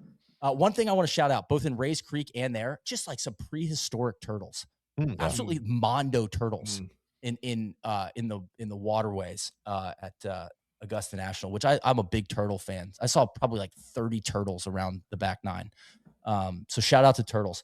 So we get back there. We drop one, and I'm like, at this point, like almost pin high, like looking straight down at the and this is such a hard shot. I had 58 out. I had it back in my stance, kind of what the chef had taught us at that photo shoot, Deej. I'm trying to hit like a lower one with a ton of spin on it, and I caught it a little thin, a decent shot. I caught it kind of clanky though. I was trying to land it in the fringe, carried it. It had spin on it. It kind of checked and then rolled out left of the bunker. Okay. But like just almost past, like almost even with the bunker on the right side of the green. So now I'm like pin high, putting back up into the green from there. Honestly, not my best chip. I probably was I didn't go on offense on that shot, but it could have been a lot worse. And it is what it is. So now it's right where Justin Rose was on Sunday. Yeah. And I was like, he putted it, I'm putting this one. So I putted it up to about 5 feet, and another like fantastic shot there. So I have a 5-footer for double bogey. Power lifted, baby. Triple. Snowman. It'll cost you. And now I'm like, I feel like I got to the bottom of the roller because I might throw up. I'm locked up here. Now are we worried about 90? We are worried about 90. Yeah. So that's what's going through my head. I haven't shot 90 in 3 years. Yeah, put that and again, hey, we're counting triples, right? So that equitable screw control, throw it out. Like we're come what may. So we go to 16. But you can put it in the gin app though. Like I did shoot 94, but I hit the shots. Like I hit the shots. Yeah, that's just a note asterisk there. I hit the shots. And 16, so we get to 16. 16's an auto too, at least we know that. For sure. Yeah. Funnel pin, so easy. It was 154. Oh my God. Just a little wedge up there. Wind we thought it would be down, but it just didn't feel like much of anything. Even on 15, I didn't really feel much wind. So we hit 9 iron. I was between like a 44 and 9, and he was like, I like you kind of flighting a 9 iron down. And I just hit a really bad one here, guys. Just a wipey ass one into the front right bunker. Just like kind of just like what the fuck? Like just like what are you doing, man? Like that was a little bit of like if it was the Patriot up in on 14 green, that was William Defoe on 16T from Platoon. Just get to take me. Like it's over. The chopper's flying away. We're done. He's cooked. NLU's cooked. The Icarito's cooked. Wish I was younger. Guy stinks. Shout out to Francisco. Absolutely nuked one of the shots, best, most compressed irons I've ever seen. Probably hit it 10 yards over the green. Rolled back to like right where Rory was on Sunday. Did he get it up and down? Caddy was apoplectic. Fuck, man. Did he get it up and down? He almost did. Randy, that would have been big for Randy. No, he had like a 10-footer for par. I think he missed it. I mean, but still, you're gonna have it's a harder shot than it looks. You can do. It's not as easy to get that one. It's not as hard as people think, but it's not as easy. It's right in the middle, Randy, on that shot from behind the green. So I had a long bunker shot. I pulled 54 degree. I hit a awesome bunker shot right to the ridge, rolled it down, 4-footer up the hill, missed it. Made bogey there. I was pissed I missed that putt. That one's a tricky one though. It breaks this way, so it breaks right down the hill, but then it kind of this one goes left to right. You know what I mean? It almost flips right at the hole. And so I missed mine on the left on the high side. And then Noah had the same putt, like almost marks were on top of each other, and he missed his on the right. So it was just almost like we, none of us, like neither of us scared the hole there. So four at 16. So if I'm doing the math, we need a birdie on 17 or 18 to break 90. Yes. And listen, we had Stinky Nandina circle. Once in a lifetime. That's kind of the rival at the end of the season. Throw the records out. Yeah. Throw the records out with these two. This is pride. This is all pride. You're coming in with a thrashed Achilles. Trying to battle Nandina. Lineups beat up. We got guys that are day to day, but they're gonna play. They're gonna take some cortisone. They're gonna be out there, Deej. So we tee it up, and I hit again, just a magnificent drive, split the fairway. Just couldn't have hit a straighter drive. I said I'm gonna hit this as hard as I can, and I just fucking nuked it. All up on top of the hill. I had 86 yards to the green, flat lie, and late afternoon sun. It starts to get a little like depressing is not the right word, but like, oh man, like quiet. Can we go back to number 10? That's how I feel at 17 with the tournament too. It's just like, it's a little bit like the adrenaline wears off. But I'm sitting up here on this plateau. That's it. That was an interesting pin. So we were trying to play it like the number, because it was like a full swing 58, and I caught it heavy, really poor swing. I wish I would have put this one a little farther back in my stance. I just didn't bad pass, bro. Yeah. Left it short of the front bunker. Okay. Hit a fantastic nippy chip over the bunker. Checked for me. And Soly, to your point about like balls, I thought this might go in, and it kind of just like drifted, and then it drifts like 5 feet away. Right. I'm like, how is that not like a tap in? 5-footer, burn the edge, missed the putt. Oh, come on. 5 at 17. That green looked purple, guys. It was like zombie grass. Yeah. It was just that, and 15 were just burned out, like so sick how firm they were. So I was pissed at myself. How's your relationship with Joe going here? Fantastic. With all these burned putts. Are you taking the blame? Are you shouldering it? Is he trying to tell you? No, he like I said to him, hit pretty much all of these putts are. No, I didn't burn. What did I do? I did burn the edge on this one. Most of the putts, though, I was leaving short because I was terrified of these greens. I really was. I was just giving them too much. I wasn't getting the ball to the hole early in the round. And then I was pressing late in the round. But his lines were money all day. And some of these putts were like good. I'm going to make a confident stroke here. Like the one on 17 was a confident stroke. It just didn't go in. Same with the one on 15. The one on 16 wasn't a good putt. I got to just put that in the hole. Like I got to make that putt. But a lot of the putts on the back nine they just didn't go in. Kind of an homage to Spieth. Yeah. So I can't confirm. I am close, guys. Yeah, exactly. Okay? Much like Jordan, I am close. All right. 18T. I had this one circled. Member tee. Yeah. Member tee on 18. So 17 was 370. Member tee is 385. And it was playing probably right at the number. It was probably middle box. This one fits like my shot shape really well. Just let it eat. And I sometimes. Well, I guess. Sorry, Neil. I guess I'm just curious. Like that is such.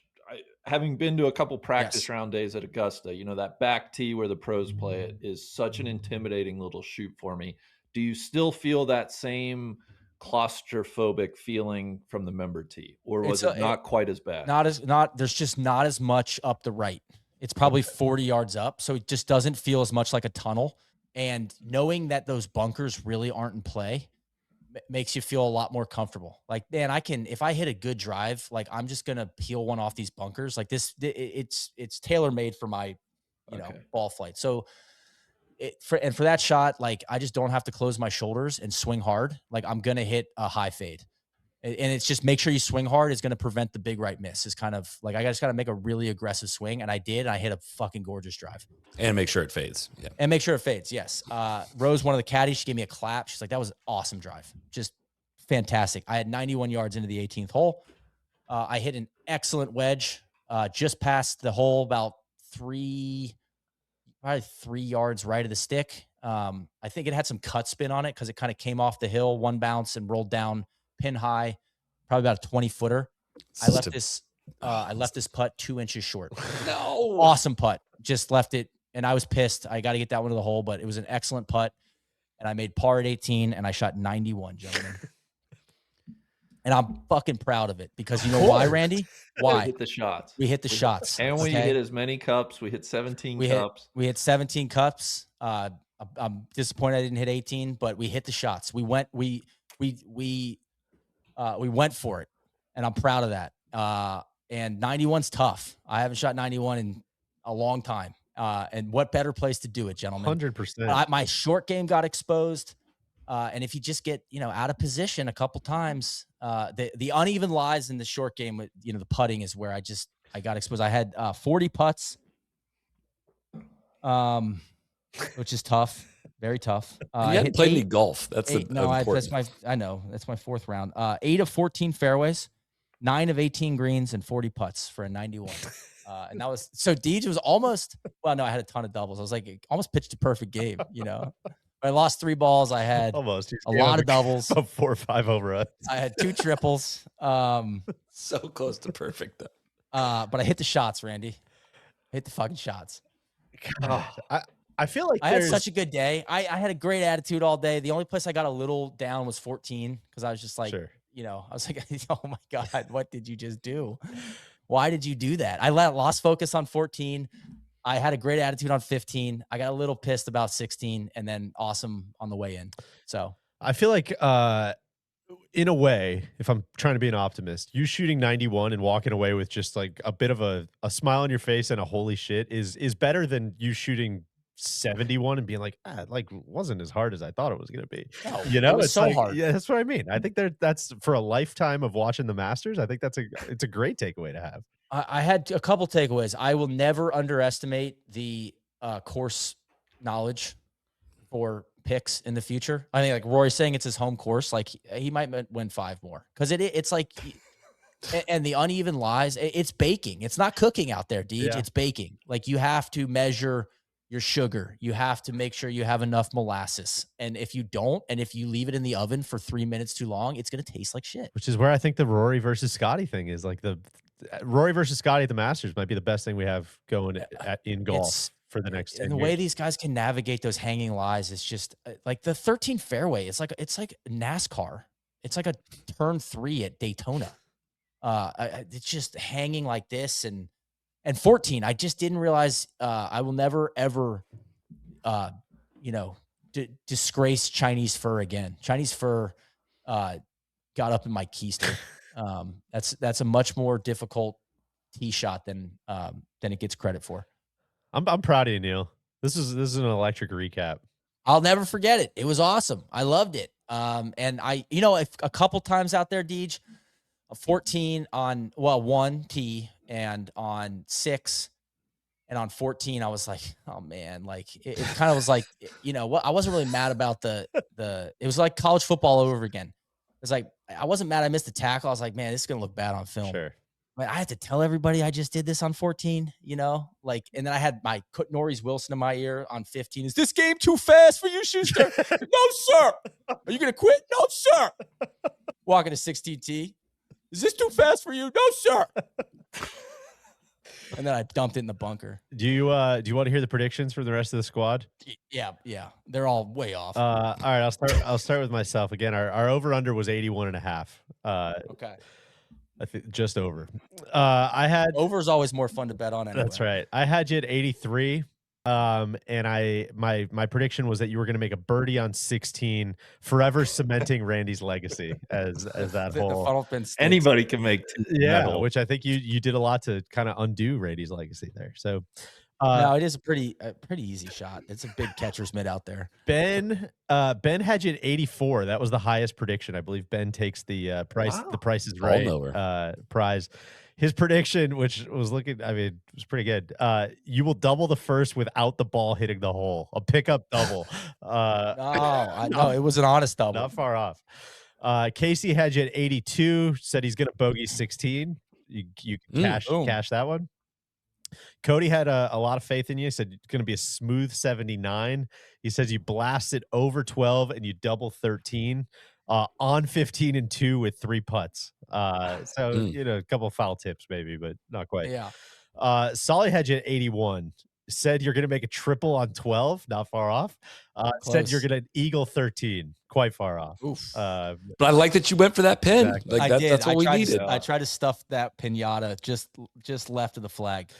Jordan said you were going to shoot 82 and 3-putt 17. You missed the green, Two-putt. otherwise maybe. Yeah. TC, lengthy prediction from TC, said you were going to shoot 79.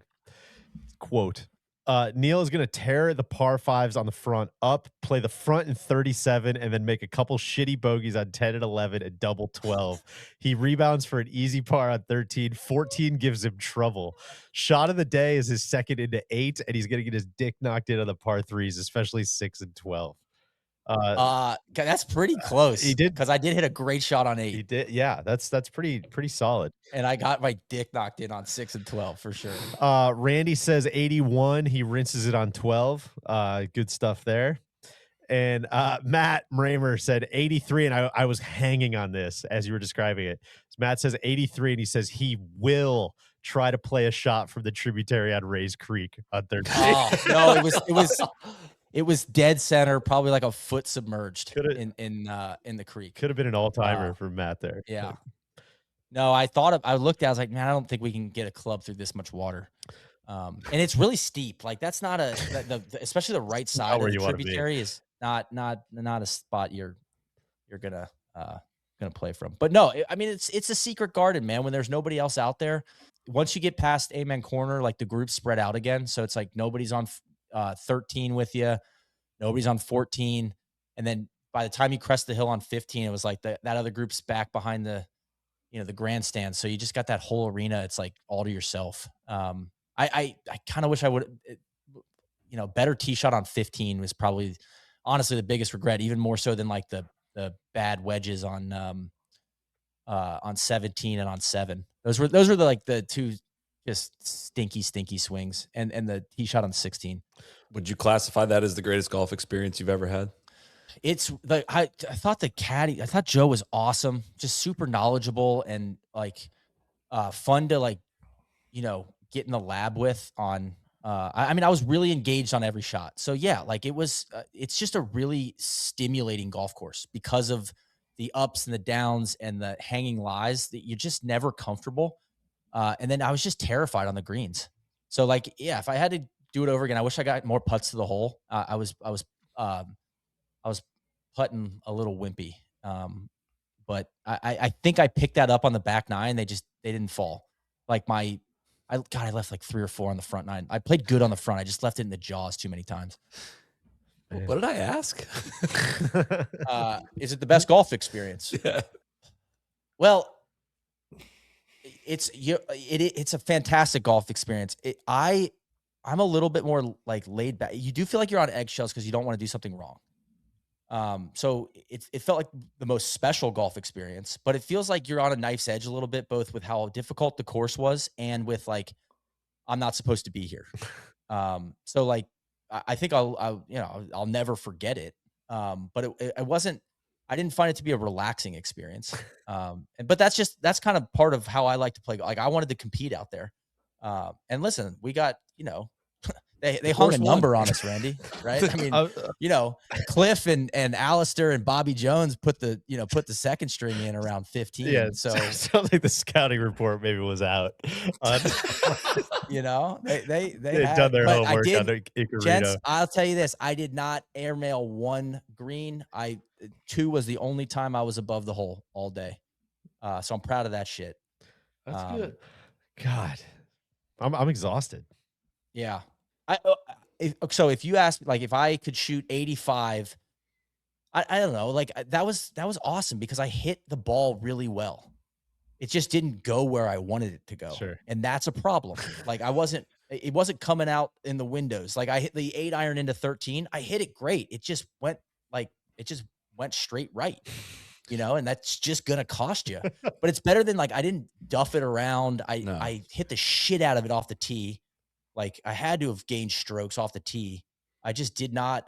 My short game is not tidy. We got to go work on our wedges, man.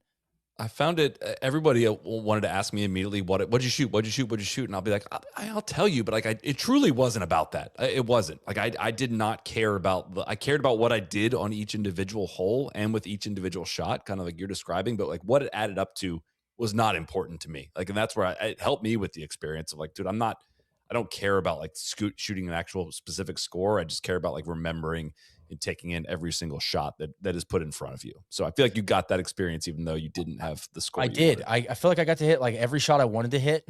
I gotta look at it. And I wish I didn't shoot 91 for sure. But I like, it was really fun doing it. And like, what other place do you want to shoot 91 at? Like, that's sick, you know? Like, yeah, I had triples on 14 and 15. Who cares? It's here. I agree. Well, Neil, this is a great way to spend a morning here. I appreciate you.